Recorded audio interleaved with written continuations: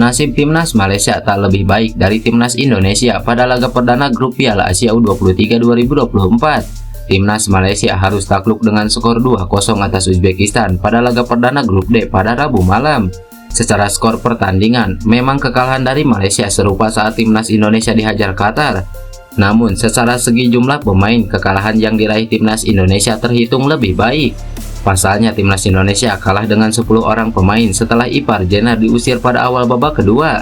Lebih lanjut, timnas Indonesia juga kembali kehilangan satu pemainnya lagi setelah Ramadan Sananta diusir keluar pada penghujung laga. Maka, meski bermain dengan jumlah pemain yang lebih sedikit dari Malaysia, timnas Indonesia meraih hasil yang tak lebih telak. Hal ini lebih baik dari Malaysia yang bahkan terus tertekan lawan meski dengan jumlah pemain penuh. Yap, timnas Malaysia sangat jarang sekali memegang bola. Bahkan melalui statistik resmi AFC, sekitar 60% hampir dikuasai lawan. Imbas itu juga pihak Malaysia jarang sekali mencatatkan tembakan. Terhitung dari total 3 tembakan, 1 diantaranya yang shot on target. Catatan tersebut berbanding terbalik dengan Uzbekistan dengan 19 kali percobaannya. Namun memang pihak Malaysia bertahan dengan sangat rapi dan mampu menutup ruang dari lawan. Hingga akhirnya Uzbekistan hanya mencatatkan total 6 tembakan on target. Adapun di laga ini, 1 gol kebobolan dari Malaysia serupa dengan timnas Indonesia. Ya, Harimau Malaya juga kebobolan melalui titik penalti. Tepat pada menit ke-11, wasit menunjuk titik putih setelah pemain Uzbekistan dijatuhkan secara terlarang. Alhasil, eksekusi gelandang serang Uzbekistan Jasurbek mampu meruntuhkan gawang yang dijaga Muhammad Azim. Selain itu, gawang timnas Malaysia juga baru terbobol lagi di penghujung laga. Giliran Ulugh Kasinov yang menetralisir sisi kanan hingga melepaskan tembakan ke tiang jauh pada menit ke-83. Atas hasil ini, Malaysia menjadi tim dasar klasemen grup D Piala Asia U23 2024, sedangkan Uzbekistan berada di urutan kedua.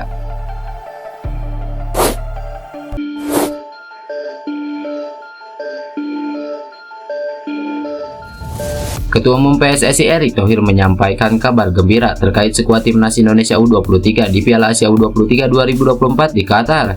Erick Thohir mengatakan Justin Hubner sudah mengantongi izin dari klubnya Cerezo Osaka untuk bergabung dengan skuad Garuda Muda. Justin Hubner dijadwalkan tiba di Qatar pada Kamis pagi untuk menambah kekuatan lini belakang timnas Indonesia U23. Hubner menjadi pemain kedua timnas Indonesia yang merumput di luar negeri yang dilepas klubnya berkat lobi Erick Thohir. Sebelumnya, Nathan Joe juga diizinkan klubnya Heerenveen untuk membela timnas Indonesia di Piala Asia U23. Alhamdulillah, di tengah tantangan yang dihadapi para pemain, terutama di laga pertama melawan tuan rumah, akhirnya Hubner bisa bergabung. Dengan hadirnya tambahan kekuatan di lini belakang, setelah Ipar Jenar pasti absen di laga kedua melawan Australia, saya optimis tim kita akan bangkit dengan kembali fight, ujar Erick Thohir. Kedatangan Justin Hubner sangat krusial bagi keseimbangan materi dan moral timnas Indonesia yang tidak bisa memainkan Jenar dan Ramadan Sananta di pertandingan kedua grup A melawan Australia. Terlebih Indonesia harus meraih poin penuh demi membuka kembali peluang bersaing. Jika melihat bagaimana para pemain kita fight selama 90 menit lebih saat melawan Qatar, meskipun bermain dengan 9 pemain, saya optimis para pemain bisa memberikan hasil terbaiknya. Di turnamen yang ketat seperti ini, kita harus lupakan laga sebelumnya, dan kini waktunya fokus serta mati-matian untuk meraih kemenangan di laga berikutnya, jelas Erick Thohir.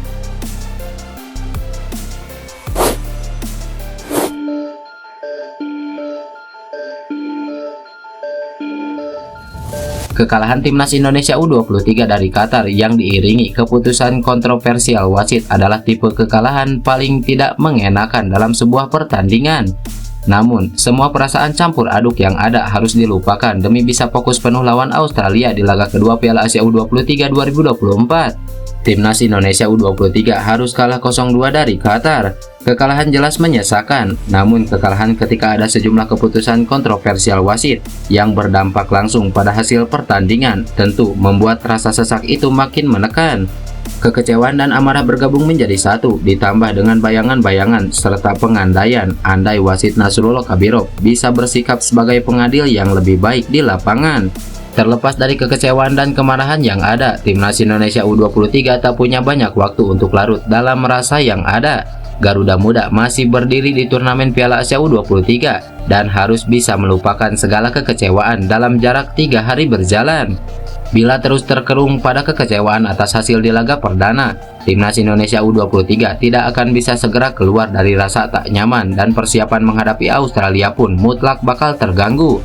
Karena itulah penting bagi Sintayong dan jajaran tim pelatih untuk mengingatkan para pemain segera melupakan segala hal buruk yang ada di laga perdana. Jika memang harus ada yang diingat dari laga pertama, maka ingatlah poin-poin positif yang ditunjukkan oleh Timnas Indonesia U23 di pertandingan pertama. Misalnya keberanian untuk melakukan pressing terhadap Qatar yang bahkan terus bertahan saat Timnas Indonesia harus bermain dengan 10 orang, lalu berlanjut menjadi 9 orang. Selain itu, kemampuan fisik yang mumpuni untuk bermain selama 90 menit juga patut diapungkan sebagai salah satu poin kekuatan. Kalah dari Qatar tidak serta-merta memperkecil peluang Timnas Indonesia U23 di Piala Asia U23. Hasil imbang tanpa gol yang didapat Australia versus Yordania membuat Timnas Indonesia belum tertinggal jauh dari rival-rivalnya mereka di grup A. Bila Timnas Indonesia mampu mengalahkan Australia, tiket ke babak perempat final kembali terbuka. Jalan menuju ke sana pun kembali sepenuhnya ada di kendali Garuda Muda. Hal itulah yang harus diupayakan dan diperjuangkan di laga nanti. Pemain Timnas Indonesia Justin Hubner jadi sosok yang super sibuk sejak Rabu. Ia turun bermain membela Cerezo Osaka dalam duel lawan Morioka di Jelly Cup. Dalam laga tersebut, Hubner tampil sebagai pemain inti untuk kali pertama. Dengan kondisi tersebut, Hubner jelas tidak punya waktu ideal untuk recovery. Terlebih, ia juga harus menempuh perjalanan dari Jepang menuju Qatar. Bila berbicara soal kondisi ideal, Hubner tentu tidak layak untuk dipaksakan masuk dalam starting line up dalam duel Indonesia versus Australia. Namun bila menimbang bahwa duel Indonesia versus Australia ini adalah laga krusial, maka alasan-alasan logis sebelumnya kemudian menjadi bisa dikesampingkan. Jika Hubner menyatakan dirinya siap bermain, kemungkinan besar Hubner bakal hadir sebagai sosok andalan di lini belakang. Kehadiran Hubner tentu bakal menambah tebal tembok pertahanan Timnas Indonesia U23. Merujuk performa lawan Qatar, kemungkinan besar tidak akan banyak perubahan yang bakal dilakukan oleh Sintayong, terkecuali untuk pemain-pemain yang dipastikan absen. Pasalnya Garuda Muda sudah menunjukkan level permainan yang cukup menjanjikan dengan skema yang dipilih oleh Sintayong di laga pertama.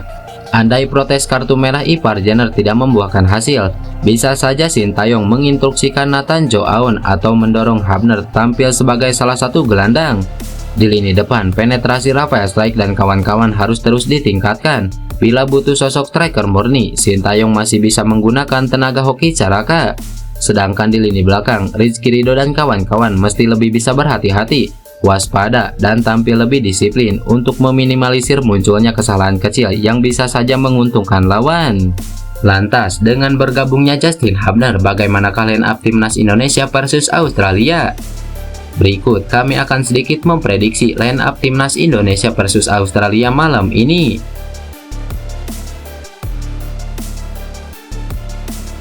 Di posisi penjaga gawang dipastikan akan diisi oleh Hernando Ari. Kemudian di lini belakang ada trio tangguh yaitu Komang Teguh, Rizky Ridho, dan juga Muhammad Ferrari.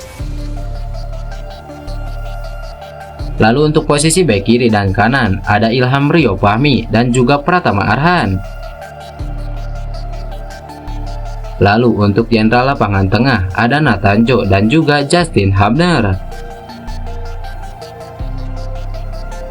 Kemudian untuk lini depan ada Marcelino Ferdinand, Rafael Struijk, dan juga Witan Sulaiman.